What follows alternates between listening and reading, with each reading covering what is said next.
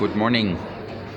As promised, I'm making this video in order to provide you with some feedback. Let me say first of all that I'm very happy to see that most of you have uploaded their posts and the text, that you are feedbacking each other. This is great. This is exactly what I want you to do.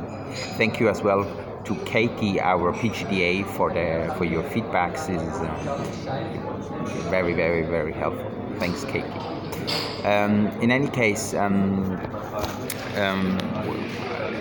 am very happy about your project, your ideas. I see already amazing things emerging, so continue like this. This is very good. There are nevertheless a couple of things that I want you to know. First of all, I do think that it's very, very important that you formulate research questions.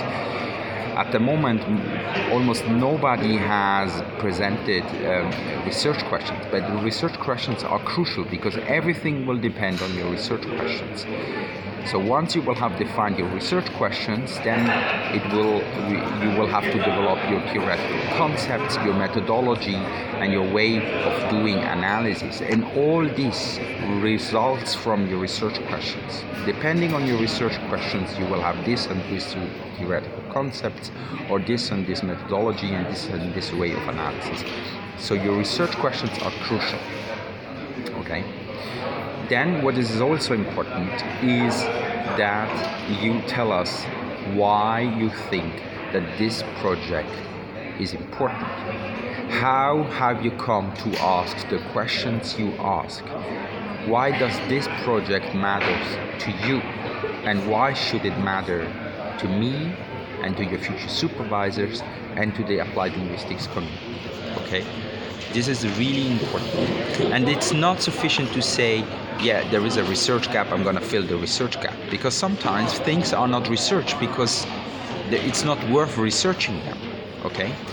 So you need to tell us why you think it is crucial at this moment in time to look at this project in that specific way that you're presenting it. Okay? And not in another way. So this is important. So it's not sufficient to say there is a research gap and I'm going to fill that research gap. Because sometimes, people don't research things because they are not relevant.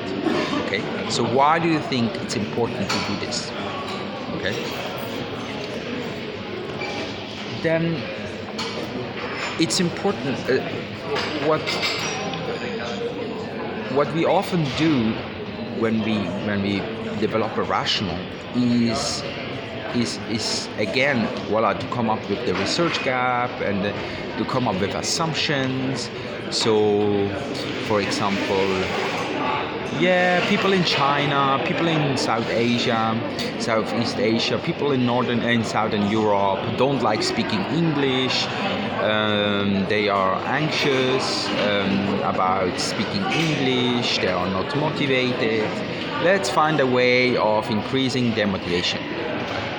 So, in this kind of sentence, and now I'm kind of making a caricature, of course, but I have read very similar kind of ways of putting it in different projects, right? And what is good, of course, what is problematic in this way of putting it, is that we have a lot of generalizations, okay, and assumptions that are problematic. First of all, this idea that everybody is anxious, right? So we need to be much more precise. Who is anxious? Who says? Who is considered to be anxious? Who not? What does we mean by anxious? Anxiety is something that people have. Is anxiety something that is ascribed to people? What do we mean by anxiety? We talk about Southeast Asia, about China, about Southern Europe. What do we mean by these places? Often these places are very heterogeneous places, are inhabited by people occupying different positions in social structures, different social classes, different races. Okay, we can't just generalize and say everybody's like this, everybody's like that. Okay, we need to be much more precise about the people we are talking about the phenomenon we are talking about, and as well about the concepts we use. Often, a lot of you work with the concept of motivation, which is actually a very problematic concept. So you will have to be very, very precise about what you mean by motivation, what theories you are relying on. Why do you think that motivation is the concept you need in order to do your work? Okay, there are other concepts like that. There's anxieties, attitudes, ideologies, discourse. All these concepts are complicated concepts and need to be very clearly discussed. Please avoid generalizations. I know you're at the beginning of the process, so it's normal to be general, but towards kind of the next step will have to involve for you an attempt to be much more precise about what you do and what you say. Okay.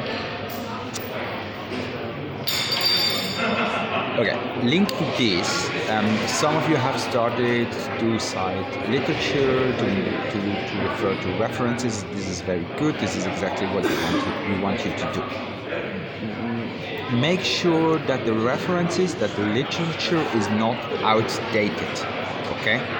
There are some of you working on code switching, code mixing. This is a very outdated literature. People talk today about translanguaging. This is, so make sure that you really focus on up-to-date literature. I'm not saying that you shouldn't refer to kind of older literature. Often, there are these kind of fundamental texts that are quite old.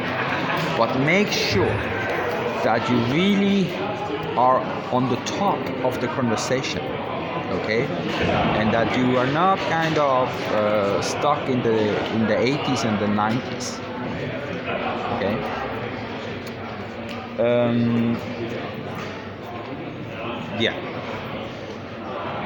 Also, what is important is that you start to locate your research.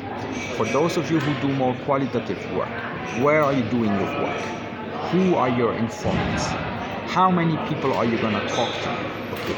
Don't make sure that your project is feasible. You can't interview 100 people. You can't have a sample of 50 people. It's too much. You can't. Okay. Just make sure that your project is feasible. Of course, this is something that then you will be able to negotiate and discuss with your supervisor. But start locating your project. What is the data that you envisage to collect? What kind of materiality, what kind of data are you going to work on? Where are you going to collect this data? Under what conditions? When? How are you going to negotiate access? Okay? This is very, very, very important. Start to be more concrete. So, what is this project exactly about? Where are you going to conduct? You're going to do observations. Okay, where? How? Who will be your targets? Okay. Yeah. And don't be scared. This at the moment we are still in the kind of exercise phase, right? We are trying to define a project. You can always change your topic. You can always change your project. So until the moment where you will have to submit your research proposal, you can always change this. Okay, so you don't be scared to make experiments, to kind of try this and try that, see what comments you get. So don't be scared about that, but post your texts, okay? So I got several emails from people saying, yeah, I don't know, I'm not sure, that's why I didn't post anything. That's not good, okay? Just post, try out, because your ideas won't emerge in your head. Your ideas will emerge in interactions with us, with Katie, and your peers. Okay, if you don't post anything, then that won't help you to develop your ideas. But if you start posting something, you will get feedback, your ideas will develop, and your project will be more concrete. So please post. Also read the posts of your peers, give feedback. This will help them improve their work, and this will inspire you. Okay, and it's compulsory. You need to do it. Okay, very good. So that's it for today. Continue feedbacking. Do the activities by Friday night at 5 p.m. and we will again give you feedback. Katie will give you feedback, I will give you feedback, and I will post another video next week, on Monday, Tuesday. Okay? Have a nice week. I'm looking forward to your next texts, and really, I'm optimistic. This looks good. Bye bye.